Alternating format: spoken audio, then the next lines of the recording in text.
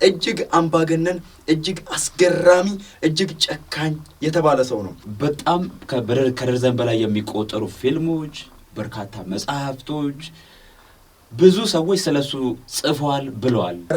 በትክክል ማዕረጉ ከዳር ነው። ምናልባት ከላይ ሆኖ ሊያይን ስለሚችል ማዕረጉን በትክክል ካልጠራን ራሱ ጉዳት ይደርስብን ይችላል። እኛም በነገራችን ላይ የኡጋንዳ ውስጥ ዩኒቨርሲቲ አለ። የዛ ዩኒቨርሲቲ ፕሬዚዳንትም በመሆኑ የተነሳ ያሉ ማዕረጎችን በሙሉ ዶክትሬቶችን ይወስዳል። ፕሮፌሰር በነገራችን ላይ የጂኦግራፊ ፕሮፌሰር ሆኗል። የጂኦግራፊ ፕሮፌሰር የሆነው ግን እስከ 4ኛ ክፍል ብቻ ነው የተማረው። 1 ሜትር ከ96 ሴንቲሜትር ርዝመት ያለው ከዚህ ባለፈም ደግሞ 1 ኩንታል ከግማሽ ይህ ማለት 150 ኪሎ ግራም የሚመዝን እጅግ ግዙፍ ጠረንገሎ ሰው ነው። ጠረንገሎ ይሉታል። ምንድነው?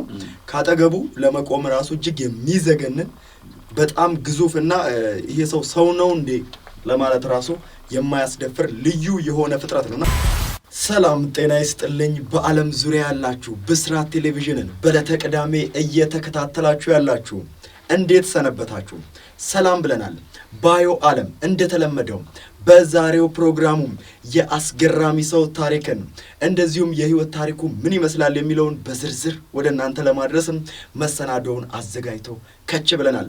ካዘጋጆቹም እኔ ብሩክ ጫላ እንዲሁም ምን ይልማ ዘሪሁን ሆነን በጋራ ለሚቀጥሉት 30 ደቂቃ አብረን እንቆያለን። በዚህ ጊዜ ውስጥ ዛሬ ለየት ያለ ሰው ይዘን የመጣ ነው። እንግዲህ እንደሚታወቀው በዓለማችን ላይ የተለያዩ ሰዎች በመሪነት ደረጃ የተለያዩ ሀገራትን መርተዋል።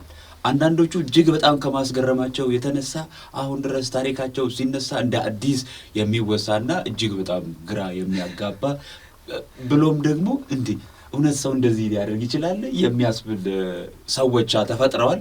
ዛሬ ደግሞ የምናነሳላችሁ አንድ እጅግ በጣም አስገራሚ የሆነ ሰው ነው። ይህ ሰው የኡጋንዳው መሪ ኢዲ አሚን ዳዳ ነው። ኢዲ አሚን ዳዳን እንግዲህ ሁላችሁም ታውቁታላችሁ። ብዙ ዝና አለው፣ ብዙ ታሪክ አለው። አምባገነን መሪዎችን እንደ ምሳሌ ተጠርቶ ኢዲ አሚን ዳዳ ማይጠራበት ምንም አይነት ምክንያት የለም። ከአፍሪካማ እንደውም በግንባር ቀደምትነት ስሙ ሊነሳ የሚችል እጅግ አምባገነን እጅግ አስገራሚ እጅግ ጨካኝ የተባለ ሰው ነው። የዚህን ሰው ታሪክ ከመጀመሪያ እስከ መጨረሻ እስከ ህይወቱ ፍጻሜ ድረስም ያሉትን በሙሉ እንነግራችኋለን። በተለይም ደግሞ በቦክስ ህይወቱ ላይ ምን አጋጠመው የሰውዬ ከብሪታንያ ጋር በነበረው ግንኙነትስ ምን ይመስላል፣ ምን አስገራሚ ነገር ሲፈጽም ነበር የሚለውና መዘዝ ስላመጣበት ጦርነትም በዝርዝር በዚህ 30 ደቂቃ ውስጥ በደንብ ወደ እናንተ ከሽነን የምናቀርብ ይሆናል። ተከታተሉ። በትክክል እየተከታተላችሁ ያላችሁት ባዮ ዓለም ዝግጅታችንና ፕሮግራም በመምራት ይልማና ብሩክ አብረን አለን። የዛሬው የመረጥነው እጅግ አስገራሚ የዓለማችን ሰው ደግሞ ኢዲ አሚን ዳዳ።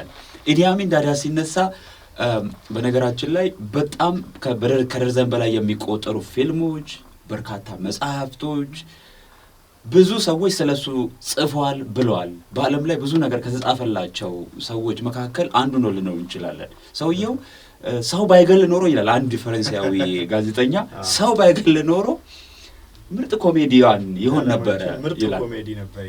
ትክክል ነው። እንግዲህ ይልማ እንዳለው ሰውየው ስለ ሰውየው ታሪክ በርካታ ደራሲያን በርካታ ገጣሚያን በርካታ ፊልሞችም እንደዚሁ ተሰርተዋል ታይተዋል። እንደውም ዘ ላስት ኪንግ ኦፍ ስኮትላንድ የሚለው በ2006 የተመረቀው ፊልሙ ብዙዎች የሚያውቁት ስለ ሰውየው ጠንቅቅ አድርጎ ብዙ ነገሮችን ያሳየም ፊልም ነው።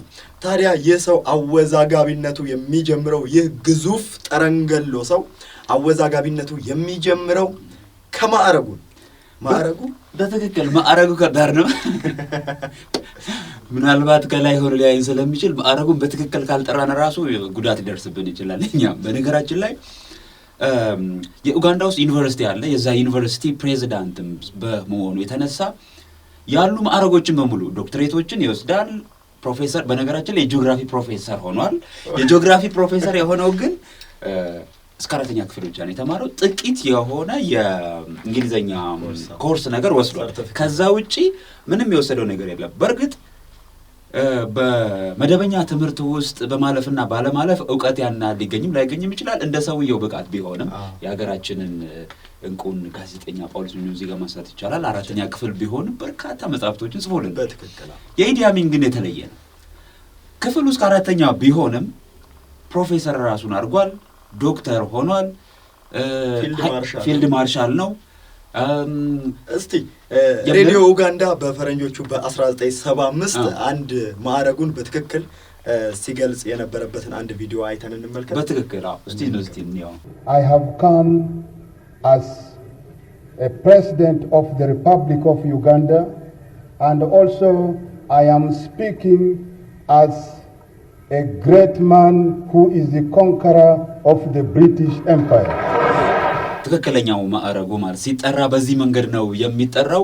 ኢዲ አሚን እንግዲህ ለ8 ዓመታት ብቻ ነው ያቺን ሀገር የመራው ማለት ነውና 8 ዓመት ብቻ መርቶ ነገር ግን በአፍሪካ ብቻ ሳይሆን በዓለም ላይ እጅግ አነጋጋሪ መሆን የቻለ ሰው ነው። እጅግ ግዙፍ ነው።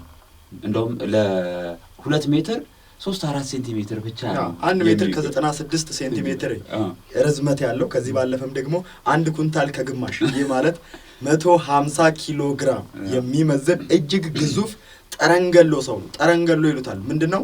ካጠገቡ ለመቆም ራሱ እጅግ የሚዘገንን በጣም ግዙፍና ይሄ ሰው ነው እንዴ ለማለት ራሱ የማያስደፍር ልዩ የሆነ ፍጥረት ነውና በተደጋጋሚ የተባበሩት መንግስታት ድርጅቶች እንደዚህም ደግሞ ለዓለም አቀፍ ተቋማት መሪዎች ሁሉ ጊዜ ይደውልላቸውና ያው እኔ የዓለም ልዕለ ኃያል ነኝ፣ እግዚአብሔር እኔን በብቸኝነት ለዚህ ምድር ጠባቂ አስታራቂ ሁሉም መሪም አድርጎ የሾመኝ ሰው ስለሆንኩ እኔ ልዕለ ኃያል ነኝ፣ የትኛውንም ተቋም አልፈራም በሚል ለተባበሩት መንግስታት ድርጅት ዋና ጸሐፊ ጭምር ደብዳቤዎችን የስልክ ልውውጦችን ያደርጋል። በደበረው ሰዓት ሁሉ ብድግ ብሎም እንደሚያደርገው ለመሪዎች መደወል ነው። ለእስራኤሉ መሪ ይደውላል፣ ለእንግሊዟ ንግስት ይደውላል፣ ለተባበሩት መንግስታት ድርጅት ዋና ጸሐፊ ለሴክሬታሪ ጄኔራሉ ይደውላል፣ ለጎረቤት ሀገራት መሪዎች ይደውላል። መደበሪያ የሚያደርጋቸው እነሱ መሪዎችን ነው መደበሪያ።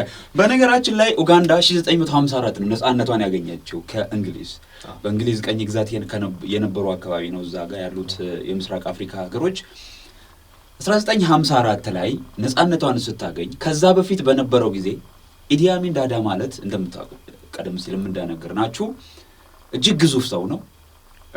እንግሊዞች ያስጠጉታል፣ ወታደር ይሆናል ማለት ነው። በመጀመሪያ ተላላኪ አይነት ነገር ሆኖ ነው ስራውን የሚጀምረው።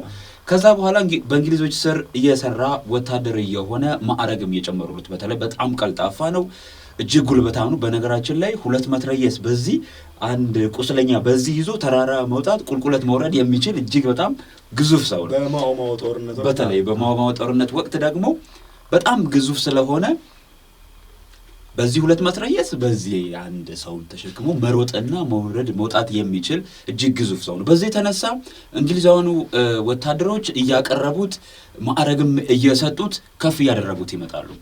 በኋላ ላይ እንደውም ወደ ኬንያ ድረስም በመዝመት ኬንያ ያለውን የእንቅስቃሴ የታጣቂዎችን እንቅስቃሴ በመመከት ሂደት ውስጥ ትልቅ አስተዋጽኦ ስላደረገላቸውም ነው ማዕረግም እስከ ሻለቃ ድረስ ማዕረጉን የጨመሩለት ማለት ነው። በትክክል እንግዲህ ይህ ሰው በጣም ግዙፍ ነው። በቦክስ ዓለም ውስጥ ወደ ኋላ ላይ እንመለስበታለን።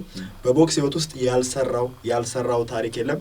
እሱን አስመልክቶ ታዲያ በርካታ ጸሐፊያን፣ በርካታ መሪዎች፣ በርካታ ሰዎች አስተያየትን ሰጥተዋል። ከነዚህ መሃል እሱን በመፈንቅለ መንግስት ያስወገደው ሚልተን ኦቦቴ ይገኝበታል። የኡጋንዳ የመጀመሪያው ፕሬዝዳንት ነው። እሱን በመፈንቅለ መንግስት ያስወገደው ኢዲ አሚን ዳዳ ነውና ምንድን ያለው? ይህ አንዲት አፍሪካዊት እናት ወደ ምድር ያመጣችው ቀንድ ያለው ጭራቅ ነው፣ እጅግ አረመኔ ሰው ነው ሲል ነው የገለጸው። አንዲት አፍሪካዊት እናት በድንገት የሚሆን አስባዩን ሳታውቅ ወደዚህ ምድር ወደኛ ደግሞ እኛን መርጦ ይላል ኡጋንዳውያንን ወደ ኡጋንዳ መርጦ የላከው ቀንድ ያለው ሰይጣን ነው ሲል ነው የገለጸው። ከዚህ ባለፈም ደግሞ የታንዛኒያው ፕሬዝዳንት እንደዚሁ ጁሊየስ ኔሬሬም እጅግ ጨካኝ መሀይምና የመሀይምነት ጥግ ላው ላይ ያደራበት ሰው ነው ሲል ነው ኢዲ አሚን ዳዳን የገለጸው። ቀደም ይልማም ገልጾታል። እንደዚሁ ፈረንሳዊያን ጸሐፊያንና የፊልም ዳይሬክተርም እንደዚሁ ሰዎች ባይገሉ ኖሮ እጅግ የሚሰራቸው ስራዎች እጅግ አስገራሚና ኮሜዲ ሊሆን የሚችል ምርጥ ኮሜዲያን ነው ሲልም ገልጾታል። በትክክል 1963 እስከ 71 ነው ዩጋንዳ የመራው። 8 ዓመት ነው በስልጣን ላይ የቆየው። በነገራችን ላይ ሚልተን አቦቴን ከስልጣን ያወረደበት መንገድ ራሱ እጅግ በጣም የሚያስገርም ነው። ለጉብኝት ለስራ ጉብኝት ብለው ወደ ሲንጋፖር በወጡበት ነው በዛ ያስቀራቸው ማለት ነው። የአመጣጡን በጣም ስለፈሩት እሳቸው መጀመሪያ መፈንቅለ መንግስት ሊያደርግብኝ ይችላል ብለው ስለሰጉ የምድር ጦር አዛዥ ያደረጉት። መጀመሪያ አጠቃላይ ጦር ምክትል ነበረ። ከዛ በኋላ ወደ ምድር ጦር አዛዥነት ሲያወርዱት እኚህ ሰው በዚያ አካሄድ ወደ ታች ሊያደርጉ ይችላሉ በሚል ወደ ሲንጋፖር እንደሄዱ ያው ወታደሩን ከራሱ ጋር እንዲሆኑ አደረገና ስልጣኑን ቀማቸው። ኡጋንዳ ላይ ተቀመጠ። በነገራችን ላይ ልክ ፕሬዚዳንት ሲሆን አንድ ንግግር ተናግሮ ነበር። በእርግጥ የብዙ አምባገነኖች እና መፈንቅለ መንግስት አድራጊዎች ንግግር ተመሳሳይ ነው።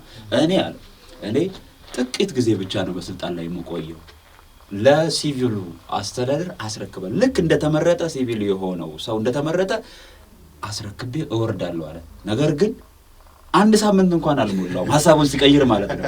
የሙሉ ጊዜ የኡጋንዳ ፕሬዝዳንት ነኝ እኔ በህይወት እስካለው ድረስ እቺን ሀገር መመራው እኔ ነኝ ብሎ ቁጭ አለ። ማንም ሊናገረው አልቻለም። እንግዲህ ይህ የሚያሳየው ምን ያህል የወንበሩ ጥማትና የወንበሯ ፍቅር ምን ያህል ከባድ እንደሆነች ነው። እኛ ሀገርም እንግዲህ ብዙዎቹን አይተናል። አመጣጣቸውንና አወጣጣቸውን ሁሉንም እንግዲህ እንደ ምሳሌ ማንሳት እንችላለን። ከአፍታ ቆይታ በኋላ እንመለሳለን ከብስራት ቴሌቪዥን ጋር። እስከ መጨረሻው አብራችሁን ቆዩ። ተመልሰናል። ክቡራትና ክቡራን በመከታተል ላይ የምትገኙት ባዮ ዓለም በብስራት ቴሌቪዥን ነው።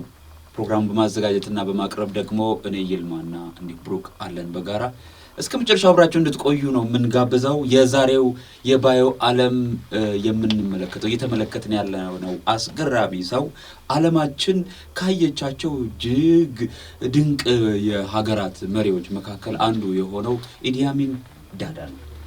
እንግዲህ ኢዲ አሚን ዳዳ በበርካታ ነገሮች ልናስታውሰው ልናወጋለት የሚገባ ሰው ነውና እጅግ ጨካኝነቱ እንደዚሁም ከሚኒስትሮቹ ጋር ያለው ግብግብ ብዙ ነገር ማውራት ይቻላልና ለዛሬ ግን ትኩረት የምናደርገው አገባቡን፣ አወጣጡን በመሃል ደግሞ በቦክስ ህይወቱ ምን አሳለፈ የሚለው ነውና በቦክስ ህይወቱ ውስጥ ይሄ ሰው ብዙ ነገሮች አጋጥመውታል።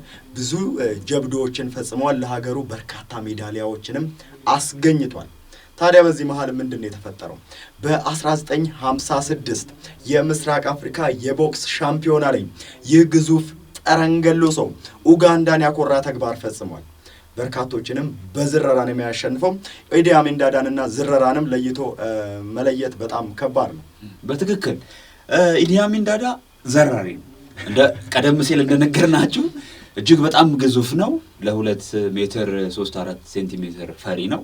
ስለዚህ በጣም ግዙፍ ስለሆነ አንድ ቦክስ የሚጥል አይነት ነው እና ከበርካታ ተጋጣሚዎቹ ጋር በዝረራ አሸንፏል። 1-2 ዙር አብረውት በሄዱ ነው። ከዛ በኋላ ብዙም አብረውት ሊቀጥሉ አይችሉም። 1974 ላይ የምስራቅ አፍሪካ የሻምፒዮና ላይ በክብር እንግድነት ፕሬዚዳንት ከሆነ በኋላ ነው ይሄ እና ፕሬዚዳንት ከሆነ በኋላ በክብር እንግድነት ይጠራል፣ ይጋበዛል። ሲጋበዝ ሪቫን ቆርጦ ተከፍቷል እንዲል ነው የተጋበዘው። ነገር ግን እሱ ልክ እንደገባ ያው የቦክስ ህይወቱ ትዝ አለውና የኡጋንዳ ብሔራዊ የቦክስ ቡድን አሰልጣኝን ይግጠመኛል። እኚህ ሰው አንደኛ በእድሜ ገፋ ያሉ ረጅም ዓመት የሰሩ ናቸውና አሁን ሰዎችን ወጣቶችን በማሰልጠን የመጡ ናቸው። አልተዘጋጁም። ኮንዲሽን የሚባለው ነገር የተነገራቸው ራሱ በነገራችን ላይ ወደ መድረክ ገብተው በቃ ያሰለጠኗቸው ልጆች ወደ ግጥሚያ ሊያስገቡ ዝግጅት እያደረጉ ባለበት ሰዓት ላይ ነው። ሌላ ምንም የሚያውቁትም ምንም የሰሙትም ነገር የለም። ከግዙፉ ኢዲ አሚን ዳዳ እንግዲህ በኡጋንዳ ህግ ደግሞ ፕሬዝዳንቱ የሚያደርገው ነገር እሱን የሚያዋርድ ነገር ማድረግ አትችልም። ብትችልም መዘረር አትችልም። በቃ በጣም ከባድ ነው። ሲጀመር የሚያክል ሰውዬ በራሱ መግጠም በጣም አስፈሪ ነው። ሁለተኛ ያ ሰው ምን ያህል ጨካኝ እንደሆነና የሀገር መሪ እንደሆነ ይታወቃል። ታዲያ የብሔራዊ ቡድን አሰልጣኙ የገጠማቸው ይህ ነው። ከሞት የማይሻል ዕጣ ፈንታ ነው። በዛን ጊዜ የተሰማቸውን ነገር በሚናገሩ ሰዓትም ለትንሽ ደቂቃ ያክል ደንዝዤ ቀረው። ይሄ የምታዩት እንግዲህ በምስሉ ላይ ምን እንደሚያክል እንግዲህ ሰውየውን እናንተ ማየታችሁ መገመት ትችላላችሁና ቦክሰኛ የነበረ ነው። በቦክስ ህይወት ውስጥ ብዙ ጀብዶችን፣ ብዙ ሜዳሊያዎችን እውነት ለመናገር ለሀገሩ በርካታ ሜዳሊያዎችና ሪካርዶችንም የሰበረ ሰው ነው። በኡጋንዳውያን ዘንድ ፕሬዚዳንት ከመሆኑ በፊት በጣም የሚወደድ የሚከበርም ቦክሰኛ ነበር። በትክክል ታዲያ እኚህን አሰልጣኝ ለገጥሞ ተፈልጋለሁ ብሎ ይነግራቸዋል። ማለት ድንጋጤያቸው እኔ ይታየኛል እና በጣም ይደነግጣሉ። ሳይወዱ በግዳቸው እሺ ይብሉና ማሟሟቅ ይጀምራሉ። ማሟሟቅ እንደጀመሩ እንግዲህ ኢዲ አሚንም ኢቭን የስፖርት ልብስ እንኳን አልለበሰም። ከላይ ብቻ በሱፍ ነበር። ከላይ ያለውን ኮቱን አወለቀና ሸሚዙን ጠቅለል አድርገው ሜዳ ገባ ማለት ነው። ሜዳ ገባ። የተወሰነ ነገር ለመጋጠም ሞከሩ። ከሁለት ዙር በላይ ግን ሄደው አልቻሉም። ዘረራቸው። እንደውም በነገራችን ላይ በስፍራው የነበረው የኡጋንዳ ስፖርት ፌዴሬሽን ፕሬዚዳንት በአንድ ቪዲዮ ላይ ምስክርነቱን ሲሰጥ ምንድነው ሊሞቱ ሁሉ ተቃርበው ነበረ። እኛ አሰልጣኙ ማለት ነው በጣም ከመጎዳታቸው የተነሳ በቦክስ ፋታ አልሰጣቸው። በጣም የሚያስገርመው ግን ከዚህም በላይ ጠዋት ላይ የተዘገበው ዘገባ ነው። ሰውየው ምን አይነት በሀገሩ ስነ ምህዳር ላይ አጠቃላይ ምን አይነት ተጽዕኖ እንዳለውም አንዱ ማሳያ ይመስለኛል። በጠዋት ጋዜጦችና ሬዲዮኖች የዘገቡት ዘገባ ታላቁ ፕሬዝዳንታችን ያን ሁሉ ማዕረግ ጠርተው ማዕረጉ ረጅም ስለሆነ ምናልፈው ታላቁ ፕሬዝዳንታችን በዝረራ አሸነፉ ብሎ ጋዜጣ ላይ እንግዲህ የምስራቅ አፍሪካ የቦክስ ሻምፒዮና ነው። በቦክስ ሻምፒዮና ላይ ማን አሸነፈም እየተባለ ነገር የለም። የክብር እንግዳ ተብለው የተጠሩት ኢዲ አሚን ዳዳ ግን የብሔራዊ ቡድኑ አሰልጣኙን እንግዲህ በቦክስ ዘርረውታል። በነገራችን ላይ በቦክስ ህይወት ውስጥ ኢዲ አሚን ዳዳ በርካታ ሜዳሊያዎችን እንዳገኘ ከዚህ ቀደም ነግረናቸዋል። በምስራቅ አፍሪካ ላይ ባለብዙ ሪከርድ የሆነ ሰው ነው። በአንድ ወቅት ታዲያ ከታንዛኒያው ፕሬዝዳንት በኋላ ላይ የታንዛኒያ ፕሬዝዳንት ከሆኑትም እጅግ በአፍሪካም ዘንድ ከሚከበሩት ከጁሊየስ ኔሬሬ ጋር ቦክስ ላይ ገጥመው ነበር። እሳቸውም ቦክሰኛ ነበሩ። ነገር ግን ፋታ አልሰጣቸውም። በቃ አየር ላይ ጠብ አደረጋቸው። በኬንያ ነበር ይመስለኛል ይህ የቦክስ ሻምፒዮና የተደረገው። በዚህ ወቅት ታዲያ ጁሊየስ ኔሬሬን በዝረራን ያሸነፋቸው። በእርግጥ ቅድም እንዳልናችሁ ኢዲ አሚንን ከዝረራ ውጪ ሌላ አይነት በነጥብ ምናምን ማሸነፍ የለም። ከሶስት ዙሮች በላይም በኢዲ አሚን ዳዳ ጋር ገጥሞ መቆየት አይቻልም። እና በዚሁ አንድ ነገር ልንገራችሁ። በ1956 እንግዲህ ፕሬዝዳንት ከመሆናቸው በፊት በአውሮፓውያን አቆጣጠር በአንድ የቦክስ ሻምፒዮና ላይ ኡጋንዳውያንን ወክለው በገጠሙበት ሰዓት በካምፓላ ወዲያው በሰከንድ ውስጥ በዝረራ ተጋጣሚያቸውን ያሸንፋሉ። በዚህ ወቅት ታዲያ የኡጋንዳ የአንድ ጎሳ ንጉስ ልጅ የነበረች ኤልሳቤት ባጋያ የምትባላለች። ኤልሳቤት ባጋያ የምትባል እጅግ ቆንጆዬ ነች እና ወዲያው እንዳሸነፈ እሷም በስሜት ሆና ዘላ ሄዳ አቅፋ ሳመችው ጭኑ ማለት ነው። እቺ በፎቶ ላይ የምታዩት ኤልሳቤት ባጋያ ትባላለች። እሷ እንግዲህ ወስዳ ጉንጩን ሳመችው። በሳመችው ሰዓት ታዲያ ኢዲ አሚን ዳዳ ምንድነው የተሰማው? ሙሉ ኡጋንዳውያን የሳሙት ነው የመሰለው። በእናቱ እንኳን ተስሞ ማያውቀው ይህ ክፉ ጠረንገሎና እጅግ አስጨናቂ የሆነ ሰው በዛች ቆንጆ ልዕልት እንግዲህ ልዕልት ነች፣ አባቷ ንጉስ ነው። ስለዚህ በዛች ልዕልት መሳሙ ልዩ የሆነ ስሜት ፈጠረው። ሙሉ ኡጋንዳውያን መተው የሳሙት መሰለው።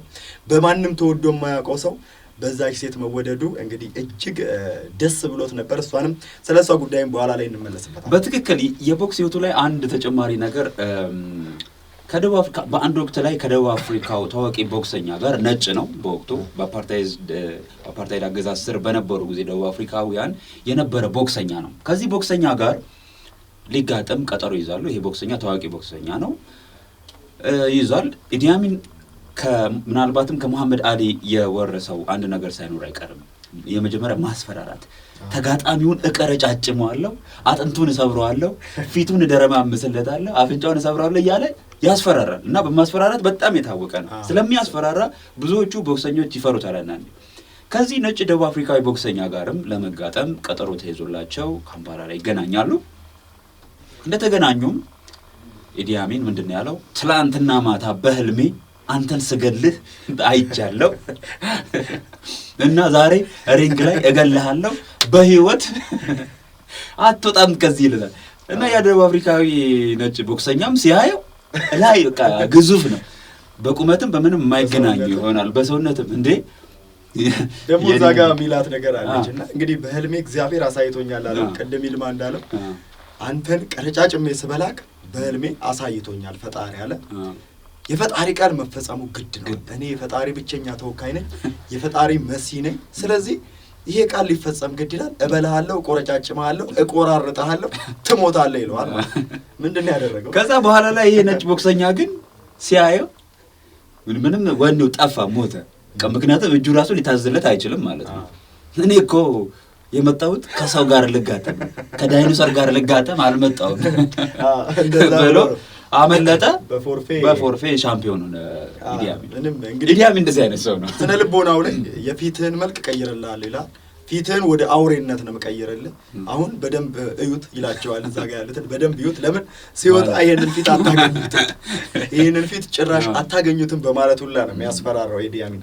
ብዙ ታሪኮችን በቦክስ ህይወት ውስጥ ሰርቷል፣ ፈጽሟል። እጅግ አስገራሚ ነገሮችንም አድርጓል። ስለሱ ተወርቶ አያልቅም። በትክክል ካፍታ ቆይታ በኋላ እንመለስ። ገና እንቀጥላለን ከብስራት ቴሌቪዥን ጋር። እስከዚህ ደቂቃ ስለቆያችሁ እናመሰግናለን። ፕሮግራማችን አላለቀም፣ ይቀጥላል። የኢዲ አሚን ዳዳ ብዙ ጉዶች ይዘረዘራሉ። እንመለሳለን። ክቡራትና ክቡራን በመከታተል ላይ የምትገኙት በብስራት ቴሌቪዥን ብቻ እየተላለፈላችሁ የሚገኘውን ባዮ ዓለም ዝግጅታችንን ነው። ፕሮግራሙን አዘጋጅቶ በማቅረብ ደግሞ ወደ እናንተ ያለነው ይልማ ዘሪሁንና ብሩክ ጫላ አብረናችሁ እንቆያለን። እንግዲህ ቀደም ሲል እንዳነሳነው የኢዲ አሚን ዳዳን አስገራሚ የሆነ በተለይም ከቦክስ ህይወቱ ጋር የተገናኘውን ነገር እያነሳሳን ትንሽ እሱ የበለጠ ዘና ስለሚያደርጋችሁ ብለን ይሄንን ያመጣ ነው እንጂ ሰውየው አዝናኝ ፓርት ብቻ ሳይሆን ያለው እጅግ በጣም ሰቅጣጭ የሆነ ነገርም አለው። በነገራችን ላይ 1968 ላይ ታይም መጽሔት አንድ ዘገባ ይዞት ነበረ። ሰውየው የሰው ስጋ ሁሉ እስከ መብላት የደረሰ ሰው እና ፍሪጅ አቀዝቅዞ ይበላል የሚባለው በስልጣን ዘመኑ ከ300,000 እስከ 500,000 ሰዎችን ፈጅቷል ነው የሚባለው። እና እጅግ በጣም አደገኛ ሰው ቢሆንም ግን እንግዲህ ቀደም ሲል እንደተጠቀስንላችሁ አንድ ፈረንሳዊ ጋዜጠኛ እንዳለው ይህ ሰው ባይገድል እጅግ ኮሜዲ የሆነ ሰው ነበር። በነገራችን ላይ ቀደም ሲል እንዳነሳንላችሁ ኤልሳቤጥ ባጊያ የምትባለው እቺ ቀደም ሲል ያነሳት የጎሳ የአንድ ጎሳ ንጉስ ልጅ የሆነችው ከአመታት በኋላ ስልጣን ከያዘ በኋላ ወደ ስልጣን ያመጣታል ማለት ነው። በፈረንሳይ ይመስለኛል የፈረንሳይ አምባሳደር ያደርጋታል በመጀመሪያ ማለት ነው። እና አምባሳደር ካደረጋት በኋላ አሁንም ይበልጥ ወደሱ ለማስጠጋት ያስብና ከተወሰነ አመታት በኋላ ደግሞ በአንድ ብድግ አድርጎ ውጭ ጉዳይ ሚኒስቴር ነው የሚያደርጋት። ያቺ ጉንጭ ተሳመችው ቦክስ ላይ ጉንጩን የሳመችው ትዝ ብሎ ምናልባት እሷ ነች ማለት ነው። እና ወደ ውጭ ጉዳይ ሚኒስቴር ቦታ ያመጣታል። በጣም የሚገርመው ግን ኢዲ አሚን ጋር በርካታ ሰዎች ይቀያየራሉ። ሰውየው ወዲያው ነው ሐሳቡን የሚለዋውጠው። እሱ ጋር ትንሽ ነገር የሚያስከፋ ነገር ከተገኘ አለቀልህ፣ ከባድ አደጋ ነው የሚከተልህ ማለት ነው። እና በዛ የተነሳ እቺን ሴት ከውጭ ጉዳይ ሚኒስቴር እንኳን ያነሳት መንገድ እጅግ በጣም አስገራሚ ነው። ምንድነው ያለው? በተለያዩ ሀገራት ዲፕሎማሲያዊ ለዲፕሎማሲ ጉዞ ስንልካት እሷ ግን ከተለያዩ ወንዶች ጋር ትዳራለች ብሎ በአደባባይ እና ዲፕሎማሲያችንን እንደ ሀገር ክብራችንንም ነክታናለችና ከዛሬ ጀምሮ ከስልጣኗ አባረራታለሁ ብሎ ነው። በነገራችን ላይ በመጨረሻው ሰዓት በሚያባረራ ሰዓት ምንድን ያለው? ፈረንሳይ ውስጥ በየሽንት ቤቱ ስትዳራ አግኝቻታለሁ፣ ይሄ ደግሞ ቪዲዮ አለኝ፣ ቪዲዮዋን ካስፈለገ ለቃለሁ ሲል ሲያስፈራራ ነበር። እኛ የላክናት ዲፕሎማሲያዊ ስራ እንድትሰራ እንጂ ለኢምፔሪያሊስቶች ውሽማ እንድትሆን አይደለም። ኤልሳቤጥ ባጋያ ግን ለኢምፔሪያሊስቶች ውሽማ ሆናለች ሲል ነው ኢዲ አሚን ዳዳ እንግዲህ ከስልጣን ያስወገዳት ማለት ነው። የዚህ ሰውዬ ታሪክ ተነግሮ አያልቅ። በትክክል የቦክስ ህይወቱን ይሄናል ካልናችሁ በኋላ ከብሪታንያ ጋር ስለነበረው ግንኙነት፣ የአፍሪካ ህብረት ሊቀመንበር በሆነበት ሰዓት ስላደረገው አስገራሚ ነገር፣ እንደዚሁም ደግሞ መዘዝ ስላመጣበት ከስልጣንም ስላስወገደው ወረራ የምንላችሁ ነገር ይኖራል። በትክክል እንግዲህ የአምባገነኖች ባህሪ አንዳንድ ጊዜ አስቸጋሪ ነው፣ በጣም አስቸጋሪ ነው። የሚወስኑት ውሳኔ እጅግ እንዴት ነው ከአንድ ኖርማል በትክክል ከሚያስብ ሰው ይጠበቃል ብላችሁም አታስቡ። ለምሳሌ ቀደም ሲል እንዳነሳ ነው ከማዕረግ ከስሞቹ መካከል አንደኛው የብሪታንያም ንጉስ ነው። ንጉስ ነኝ ብሎ ያስባል። የምድር አራዊትም የባህር አሳዎች የአሳዎች ሁሉ ንጉስ፣ ባህር ውስጥ ውሃ ውስጥ ሁሉ ያሉ እንትኖች ሻርኮችን የነሱ ሁሉ ንጉስ ነኝ ብሎ የሚያስብ ሰው ነው። ስለዚህ የበለጠ ልቡ ያበጠ የሚያደርገው ድርጊት እጅግ በጣም ለመሪዎች እንግዳ። በነገራችን ላይ በመጀመሪያው የስልጣን አመታቱ ወቅት እንግሊዞች ሳይቀር ደግፎት ነበር። ምክንያቱም እኛ ምንለውን ነገር ሊፈጽምልን የሚችል ሰው ብለውም ስላሰቡ እንደፈለገ እንደ ጋሪ እንዴት ነው ሊነዱት የሚችሉት ሰው ነው ብለው ስላሰቡ ደግፎት ነበር። በኋላ ላይ ግን በእነሱ ላይ ሳይቀር ይለወጥባቸዋል ማለት ነው። ተለወጠባቸው። የመጀመሪያው የስኮትላንድም ንጉስ ነኝ ብሎ በማሰቡ የተነሳ ነጮች ላይ በነገራችን ላይ በአንድ ወቅት ላይ ኤምባሲ የእንግሊዝ ኤምባሲ ውስጥ ያሉ ዲፕሎማት ሰራተኞችን በሙሉ ጠራና ተንበርከኳል። ለሰዓታት ነው ያንበረከካቸው። እነሱ ምንም ማድረግ አልቻሉም። ለሰዓታት ተንበርክከው መጨረሻ ላይ ይቅርታ ጠይቁ አላቸው። አባቶቻችሁ ለሰሩት ስራ ይቅርታ ጠይቁ ብሎ በወቅቱ የነበሩ ኡጋንዳውያን ያው እንግዲህ ብዙ እንዳጨበጨቡ በጣም ነው ደስ ያላቸው። እንግዲህ ከዚህ ጋር ይሄንን ካነሳው አይቀር በፈረንጆቹ ነው እየነገርናቸው ያለ በ1975 የአፍሪካ ህብረት ሊቀመንበር ተደርጎ ነበርና የአፍሪካ አንድነት ነው በዛን ጊዜ ስሙ የአፍሪካ አንድነት ሊቀመንበር በሆነበት ሰዓት ታዲያ ለበርካታ የአፍሪካ ሀገራት መሪዎች ጥሪ ያደረገ በካምፓላም ድግስ ደገሰ። ልዩ የሆነ ሐሳብ አሰበ። ምንድነው ያሰበው? ዙፋኑን በእንጨት እንደዚህ ያሰራውና ልክ አስክሬን ተሸክመው እንደሚኬድ ከላይ ያንን የሚያክል 1 ኩንታል ከግማሽ የሚመዝን ሰው 150 ኪሎ ግራም በሰው አስቡት። እኔ በሰው አስቤው አላውቅም፣ ግን ላስበው ዛሬ በሰው 150 ኪሎ ሜትር የሚመዝን ሰውን በነጮች እንዲሸከሙት ያደረገው። ነጮቹ ተሸክመውት ከቦታ ቦታ እንዲዘዋወሩ በመላው ካምፓላ ላይም እንቅስቃሴ እንዲያደርጉ ያንን የሚያክል ሰውዬ በአራት ሰዎች ዘ ዋይት ማን በርደን ነው የሚሉት። እንደውም ነጮቹ እጅግ አንቀስማቸውን የሰበረበት በዛን ጊዜ የነበሩ ፈረንሳውያን ጋዜጠኞች እንደጻፉት ከሆነ እነዛ ነጮች እሱን የተሸከሙት ሰዎች እጅግ ቅስማቸው ተሰብሮ በጣም አሳዛኝ ነበሩ ይላል። ከዚህ ባለፈም ታዲያ በዛ ወቅት ምንድነው የተናገረው? ለዘላለም እኛ አውሮፓውያንን ተሸክመናቸው ኖረናል፣ ስናውቅም ሳናውቅም ተሸክመናቸው ኖረናል። አሁን ግን እኔን የሚያክል ሰው መሸከም ግዴታቸው ነው፣ ይህንንም አሳይተናቸዋል ብሎ አሰግዷቸው አሸክሟቸው ነጮችን ዝቅ ለማድረግ የሄደበት ርቀት እጅግ አስገራሚ ነው። እንግዲህ ቀደም ሲል እያነሳን እንዳለ ነው ከብሪታንያ ጋር በነበረው ብሪታንያ ውስጥ በተከሰተ ከፍተኛ የሆነ ኢኮኖሚ ክራይሲስ ምክንያት ችግር ውስጥ ወድቀው ነበር። በዚህም የተነሳ ብሪታንያዎችን የመርዳት እድል አጋጠመው፣ እጁ ላይ ደረሰ ማለት ነው። ብሪታንያዎች በወቅቱ በተለያየ ሀገራት እርዳታ በማሰባሰብ ላይ ነበሩ። እንደውም የሀገራችን ንጉስ ኃይለ ሥላሴም ሳይቀር ረድተዋቸዋል። በወቅቱ የበኩላቸውን አድርገው ነበረ። የዛሬን አድርገውና ይባላል። ለማንኛውም ምንድነው ያደረገው? በርካታ የሆኑ ኮንቴነሮች ምግብ ከሀገር ህዝብ ላይ ሰብስብ ያለው ከግል ካዝናዬም 48,000 ሽልንግ አካባቢ ፈሰሳ አድርጌ ለእንግሊዝ ለመስጠት ወስኛለሁ። ነገር ግን ንጉሱ አውሮፕላን ልከው እርዳታችንን ሊቀበሉኝ አልቻሉም፣ ምንም ማድረግ አልችልም ብሎ እስከመናገር ደርሶ ነበር። በትክክል እንግዲህ በዛን ጊዜ የነበረው የእንግሊዝ ጠቅላይ ሚኒስትር ለሱ ደብዳቤ ልኮ ነበር። ኢዲ አሚን ዳዳ ምግብ ሰብስቤያለሁ፣ ፍራፍሬዎችን ሰብስቤልሃለሁ፣ መተጭነህ ውሰድ፣ እኛ ስትራቡ ማየት አንፈልግም። ፈረንሳውያን፣ የጣሊያን ዜጎች እንደዚሁም የጣሊያን መንግስት፣ ስፔናውያን ምንም እየረዷቸው አይደለም። እኛ ግን እኔ በቃ በዚህ ርቀት ውስጥ ሞኝ ልቤ ስለተነካ ነው ይሄንን ፍራፍሬ ወሰዱ፣ ተመገቡት። ወደ እንግዲህ 48,000 የሚሆን ሽልንግ ማሰባሰብ ያለው ከኪሴ ወደ 10,000 ሽልንግ እንደው ለቁጠባ ብዬ ያስቀመጥኳትንም በጨቅ አድርጌባቸዋለሁ። ምክንያቱም ምን ያልደረስኩላችሁ ማንም ሊደርስላችሁ አይችልም በማለትም ወደ ንግስቷ ወደ ንግስት ኤልሳቤጥና ወደ ጠቅላይ ሚኒስትሩ በወቅቱ ልኮ ነበር። መታ አውሮፕላን ላክና መተውሰድ ብሎታል። ነገር ግን ጠቅላይ ሚኒስትሩ ምንም ያለው ምላሽ የሰጠው የለም። ምንም አይነት እንትንም አልተደረገለትም። እርዳታውም በዛው ቆመ ማለት ነው። እሱማ እንቀበልን ብለው ማለት ነው። ከሷ ንቀት ነው እንግዲህ እነሱ። በትክክል እንመለሳለን። ክቡራትና ክቡራን በማድመጥ ላይ በመከታተል ላይ የምትገኙት ባዮ ዓለም ፕሮግራማችንን ነው በብስራት ቴሌቪዥን ብቻ። ተመልሰን ስንመጣ ይህ አስገራሚ የሆነ ሰው እንዴት ወደ ውድቀት ሊያመራ ቻለ፣ እንዴት ተንደረደረ፣ መንደርደሪያው ምንድነው የሚለውን እናየዋለን። አብራችሁን ቆዩትም እንዳትሄዱ። ተመልሰን መተናል ተከታታዮቻችን። እንግዲህ ስለ ኢዲ አሚን ዳዳ ተነግሮ የማያልቅ ታሪኮች ውስጥ ጥቂቷን ቀንጨብ አድርገን ወደ እናንተ እያደረስን እንገኛለን። አሁን ደግሞ የቀረን መዘዝ ስላስከተለበት ወረራ ነው።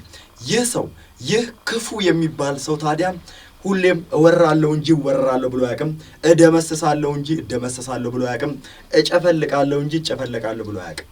የሁሉም አምባገነኖች በእርግጥ ይህ ታሪክ ይጋሩታል ብዬ አስባለሁ። ታዲያ በዚህ ወቅት ወደ መጨረሻው ዘመኑ እየመጣ በሄደ ቁጥር ታንዛኒያን እንደ ጠላቱ ማሰብ ጀመረ። ጎረቤት ሀገር ታንዛኒያ ከኔ የተጣሉ የፖለቲካ ሰዎችን እያሰለጠነች ነው፣ ከዚህ ባለፈም ደግሞ እኔ ላይ ወረራ ለመፈጸም እያሴረች ነው በሚል ጁሊየስ ኔሬሬ የሚመራት ታንዛኒያ እያለች እኔ ሰላም አላገኝም በሚል ተልካሻ ምክንያት እንግዲህ ተነሳስቶ ታንዛኒያ ላይ ደባ አስቧል። በትክክል። ስለዚህ ቀደም ሲል እንዳልከው እወራለሁ እንጂ እወራለሁ፣ አጠቃለሁ እንጂ እጠቃለሁ ብሎ የማያስበው ኢዲ አሚን ዳዳ በቀጥታ የጁሊየስ ኔሬሬን ሀገር ታንዛኒያን ወረረ፣ ወደ ግዛትም ገባ። የወቅቱ ፕሬዝዳንት ጁሊየስ ኔሬሬ ደግሞ ቀደም ሲል እንዳነሳደላችሁ ከእርሱ ጋር በሪንግ ውስጥ በቦክስ ዓለም ውስጥ ተገናኝተው በዝረራ ጥሏቸዋል። ስለዚህ በዝረራ ስለጣላቸው አሁንም ሀገራቸው ገብቶ የሚጥላቸው የሚያሸንፋቸው መሰለው። በዚህ የተነሳ ጁሊየስ ኔሬሬ መጀመሪያ ለአፍሪካ ህብረት ደብዳቤ አስገቡ፣ ጠየቁ። ይህንን ሰው አደብ አስገዙልኝ ብለው ተናገሩ። ነገር ግን ማንም ሊሰማቸው አልቻለም፣ ወይም ደግሞ ምላሽ በሚፈልጉት ልክ ሊሰጣቸው አልቻለም። ስለዚህ በወቅቱ እጅግ ተወዳጅ የሆኑት የታንዛኒያው መሪ የቀድሞ ቦክሰኛ ምንም እንኳን በሪንግ ውስጥ በቦክስ ቢዘረሩም ሀገራቸውን ግን አላስደፈሩ።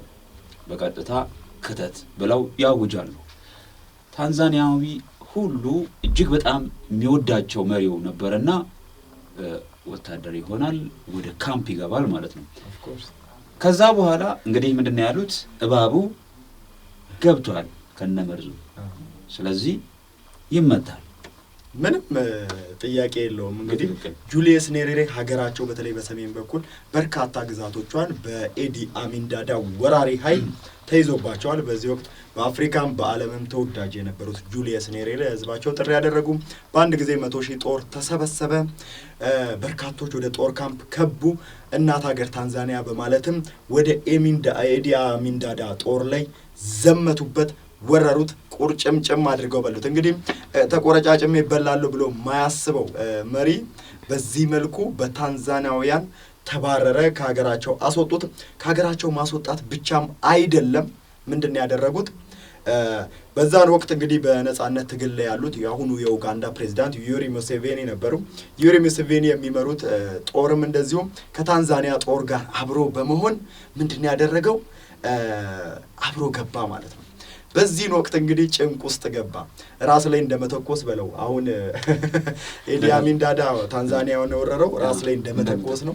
በዚህ ወቅት አንድ የግዙፍ ጭራቅ የሚባል ሰው ሀሳብ ለምን ጦርነቱን ለማቆም ይዞት የመጣው ሀሳብ እጅግ አስገራሚ ነው። ብዙዎችን ያስገረመ እስካሁን ድረስ መነጋገሪያ ነው ሀሳብ ነው። ምን ሲል ነበር ለታንዛኒያውያን ጥሪ ያቀረበው? በትክክል እንግዲህ መሸነፉን ሲያውቅ ጦሩ በከፍተኛ ሁኔታ እንዲየተመታ እንደሆነ ሲረዳ ወታደሮቹም እጅ እየሰጡ ግማሾቹ ወደ ከአማጽያኖቹ ጋር እየገቡ እሱንም እየከዱት ሲመጡ ማወቁን ሲጀምር በቀጥታ ለምን እኔና እርሱ አይዋጣልንም አለ ከፕሬዝዳንቱ ጋር። ከዚህ በፊት በሪንግ ላይ ጥሏቸዋል። ስለዚህ ለምን ህዝብ ከምናስጨርስ ቦክስ ሪንግ ላይ እኔና አንተ እንግጠምና ይለይልን አሉት ማለት ነውና ግን የሚገርመው ነገር እንደዚህ አይነት ከንቱና ይሄ ከመሀይም ሰው የሚመጣ አስተሳሰብ ነውና አልቀበልም ይደልኝ ወደዛ አሉት ጁሊየስ ኔሬሬ። የመሀይምነቱ ምን አይነት እንዴት አድርጎ ጠፍንጎ እንደያዘው የሚያሳይ ሀሳብ ነው። ይሄን ሁሉ ህዝብ ካስጨረሰ ከወረረን በኋላ ሪንግ ውስጥ እንግጠም የሚለን በማለት ነው። በእርግጥ ኢዲ አሚን ዳዳ የቦክስ ጥያቄውን ሲያቀርብ እንዲዳኛቸው የመረጣቸው ታዋቂው ተወዳጁ ቦክሰኛ ሙሐመድ አሊ ነው። ሙሐመድ አሊ የሚዳኘው እኔ ኢዲ አሚን ዳዳና አንተ ጁሊየስ ኔሬሬን በቦክስ ውስጥ ያገናኘን ከዛ አሸነፈ የሚል እንግዲህ ምን አይነት መሀይም እንደሆነ የምታውቁት ነው ማለት ነው። ይህንን ሀሳብ አቀረበ።